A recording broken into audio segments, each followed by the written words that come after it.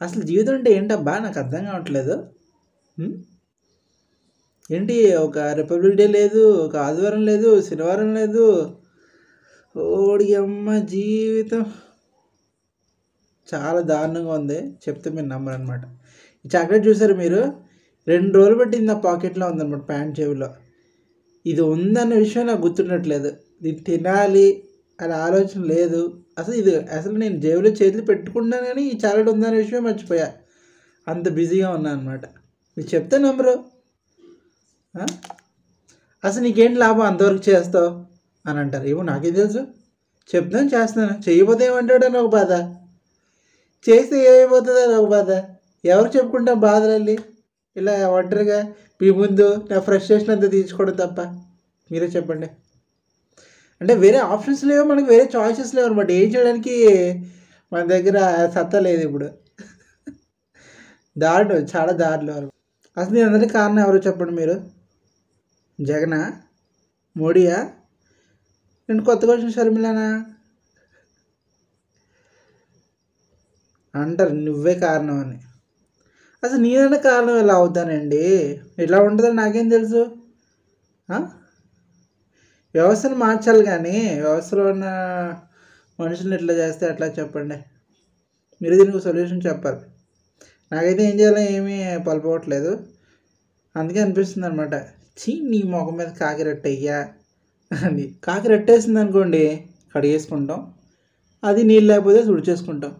కానీ మనసు మీద రెట్టేస్తే ఎవరైనా, అది ఎట్లా తుడుస్తాం?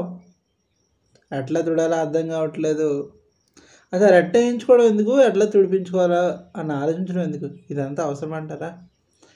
సర్లే ఇదంతా మన వల్ల ఎక్కడ అవుతుందిలే అని వెళ్ళిపోదాం అంటే 4 ఏళ్ళు ఉన్నాం, ఇంకో 5 ఏళ్ళు ఉంటే అయిపోతుంది కదా అని ఎక్కడో ఒక పక్కన అనిపిస్తూ ఉంటుంది అనమాట. అదే నన్ను ఆపుతుంది. అబ్బా లేదనుకోండి ఇప్పటికీ వచ్చేసామండి. సురేషుడు ఏమంటున్నాడో తెలుసా? ఇన్ని సంవత్సరాలు ఉపయోగపట్టారు, ఈ 5 నెలలు ఉపయోగపట్టలేరా అని అంటున్నాడు. అంటే జనరేషన్స్ మారిపోతాయంట, తరాలు మారిపోతాయంట. డిగ్రీ రాగానే ఒక పిహెచ్డీ చేయగానే చాలా మంచి లైఫ్ స్టైల్ మారిపోద్దంట. ఏంటో ఆ లైఫ్ స్టైల్ నాకు అర్థం కావట్లేదు. చూస్తే నా లైఫ్ స్టైల్ కూడా మారిపోవాలా అని చెప్పించి కొడతారు సురేష్ గారిని. మామూలుగా ఉండదు మనతో. అంటే లైఫ్ని ఎంజాయ్ చేయాలి అని అంటారు కదా, వెరీ దట్ ఎంజాయ్మెంట్ అని అడుగుతున్నాను అనమాట మిమ్మల్ని నేను.